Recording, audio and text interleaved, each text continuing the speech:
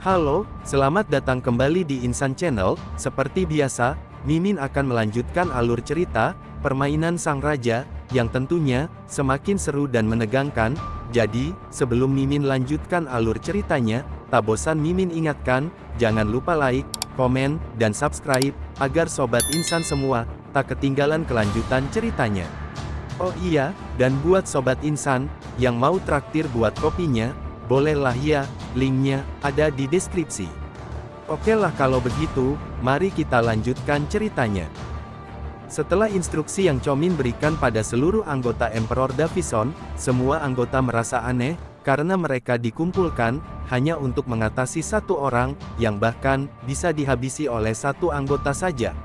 Namun, salah satu anggota Emperor, yang sangat loyal pada Wang Muje ketua mereka, yaitu Jigang berkata, jika ini bukanlah hal aneh, karena bukan hanya satu atau dua kali, ketuanya terbakar emosi, lagi pula, sepertinya, ketua mereka ingin memperlihatkan, apa yang akan didapatkan, jika ada yang membuat bos mereka marah, dan lagi, ketua mereka jelas sangatlah kuat, karena mereka menganggap, meskipun ketua mereka sedang dalam perjalanan, dia tetap bisa memberikan perintah, jadi, mereka tak boleh merasa ragu, karena bos mereka, adalah raja, yang harus dilayani.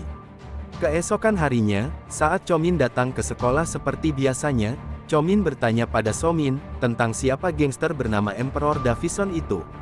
Lalu Somin pun menjelaskan, jika seandainya, sepotong roti di hadapannya adalah papan pertempuran anak SMA, maka, Emperor Davison itu, adalah garpu, yang dapat membelah papan pertempuran itu, dan divisi Emperor lah, yang menguasai setengah, dari wilayah, yang diperebutkan oleh para berandalan SMA itu.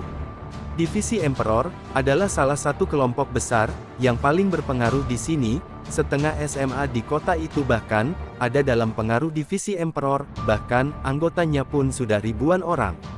Somin yang mulai merasa aneh, karena tak biasanya, Chomin menanyakan hal seperti ini, bertanya pada Somin, alasannya menanyakan masalah ini. Sementara Chomin, yang baru mengetahui, jika grup raksasa yang menguasai setengah dari wilayah itu, rupanya adalah divisi Emperor milik kakaknya, meskipun, Chomin merasa kakaknya sudah gila, karena telah menciptakan, sesuatu yang mengerikan.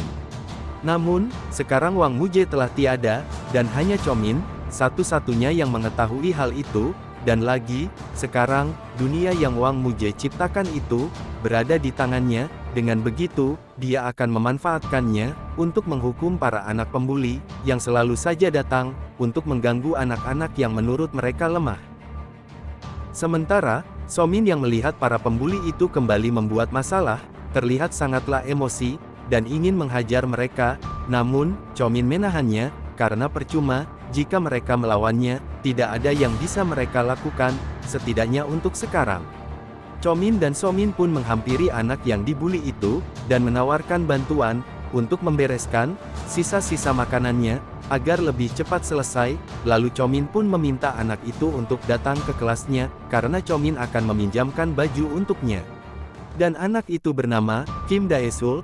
Kim pun berterima kasih pada Chomin dan Somin, karena mereka bersedia membantunya. Sementara, si pembuli, yang melihat mereka bertiga, hanya mengawasi ketiganya, dan entah apa, yang akan dia lakukan selanjutnya. Lalu, saat Chomin dan Somin berjalan di luar sekolah, tiba-tiba, dari dalam gang kecil, mereka berdua pun dipanggil seseorang, yang ternyata, itu adalah anak si pembuli sebelumnya, yang memang sengaja, menunggu mereka berdua. Lalu, saat mereka berdua mendekat, tanpa basa-basi, mereka berdua pun diserang dengan membabi buta, oleh anak-anak pembuli itu, tanpa mereka bisa melakukan perlawanan. Dan saat itu, Chomin pun tersadar, meskipun Kang Seok dan Chang Hee tidak ada, tapi, masih banyak orang-orang seperti mereka di SMA Yonggil itu, dan salah satunya, geng 1 SMA Yonggil, bernama Kwon Do-hun. Sementara, Chomin terlihat pasrah dihajar oleh Do-hun, namun tidak dengan Somin, karena Somin, bisa mendaratkan beberapa pukulan, pada teman Do-hun, yang tentu saja, itu membuat Chomin terkejut, karena tak mengira, jika Somin bisa memberikan perlawanan. Ternyata selama ini, Somin sudah berlatih kickboxing, dan itu, membuat Somin percaya diri, apalagi, pelatihnya pun berkata, jika Somin adalah anak yang jenius.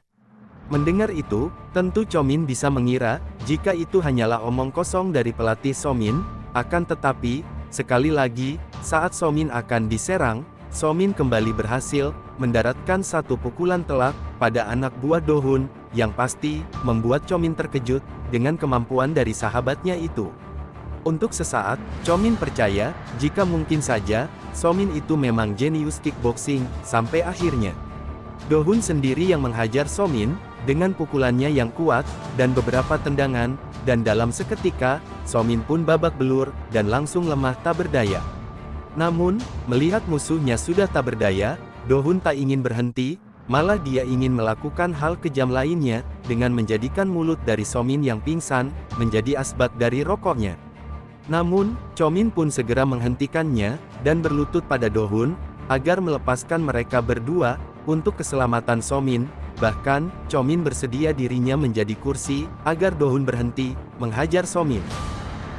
Melihat Chomin yang sampai berlutut untuk menyelamatkannya, Somin merasa sangat bersalah, dan marah pada dirinya, karena melihat sahabatnya, sampai berlutut untuk menyelamatkannya. Sementara, melihat Chomin, yang sukarela menjadi kursi untuk Do-hun, Do-hun sangat senang, dan berkata, "Baiklah, mulai sekarang, kau adalah kursi eksklusifku, jadi, kedepannya, kau harus bersiap siaga," dan itu pun, berlaku juga, untuk Somin. Tak lama setelah itu, bel sekolah pun berbunyi, Do-hun dan anak buahnya pun pergi, meninggalkan mereka berdua. Chomin pun membantu temannya berdiri, tapi, Somin yang terus merasa bersalah, terus-menerus meminta maaf, karena dia yang kalah berkelahi, mereka berdua, akhirnya menjadi budaknya Do-hun. Tapi Chomin berkata, "Baiklah, sekarang kita akan mencoba melawannya," meskipun menurut Somin, melihat kekuatan dari Do-hun, melawan 10 orang saja, sepertinya Do-hun masih bisa menang, jadi, bagaimana jika 100 orang? Ucap Chomin, dengan wajah seriusnya. Keesokannya, Somin, dengan wajah yang panik, berteriak memanggil Chomin, karena, ada sesuatu, yang menurutnya, Chomin harus melihatnya langsung. Lalu, tak lama mereka pun sampai di kelasnya Kim Dae-sul, dan terlihat, di depan kelasnya Kim, sudah banyak sekali orang-orang yang berkerumun. Dan ternyata, mereka berkerumun, karena melihat Do-hun, salah satu dari pembuli di SMA Yongil ini, sedang membungkuk, dan berkata pada Kim Dae-sul, agar menjadikannya, kursi untuk dia duduk.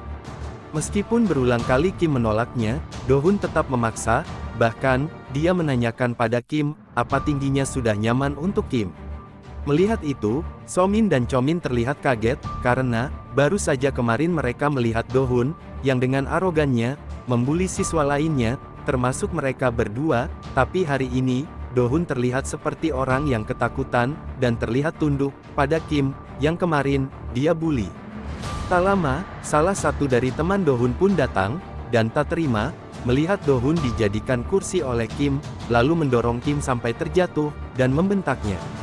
Melihat itu, Do-hun malah marah, dan langsung menghajar temannya, karena dia merasa, temannya mengganggu, apa yang Do-hun lakukan. Lalu, Do-hun pun dengan ketakutan, melihat kiri kanan, dan berkata, jika ini bukan salahnya, tapi temannya, yang tiba-tiba melakukannya, lalu dia berkata, pada temannya, apa kau mau melihat mereka menghabisiku? Dan ternyata, di hari sebelumnya, Do-hun sudah didatangi anggota Emperor, atas perintah dari Chomin, lalu, mereka pun menghajar Do-hun habis-habisan, dan memberikan beberapa perintah pada Do-hun, dan jika Do-hun sampai melanggarnya, maka mereka akan kembali datang padanya, dan menghabisinya, karena, mata bos mereka, ada di mana-mana. Mengingat ancaman itu, Do-hun yang ketakutan, kembali berlutut menjadi kursi, lalu kembali meminta Kim, untuk mendudukinya, bahkan, Do-hun sampai berteriak dan menangis.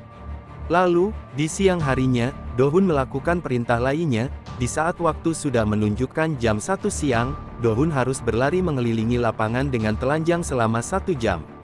Melihat Do-hun yang melakukan semua perintahnya, Chomin sangat senang, karena divisi Emperor, telah melebihi ekspektasinya. Dengan begini, Chomin yakin, jika dia pasti bisa membersihkan sampah di sekolahnya, dengan anak buah dari kakaknya, yang dulunya, mereka juga sampah. Dan dengan kekuatan yang sekarang ada dalam genggamannya, Chomin yakin, jika dia bisa menghancurkan para pembuli itu, menjadi berkeping-keping. Oke, sekian video kali ini, Mimin akan lanjutkan kembali nanti. Jadi, jangan lupa like, komen, dan subscribe, agar tidak ketinggalan kelanjutan dari alur ceritanya. Oh iya, buat teman-teman yang mau traktir kopinya, bolehlah ya, linknya ada di deskripsi, dan terima kasih telah menonton.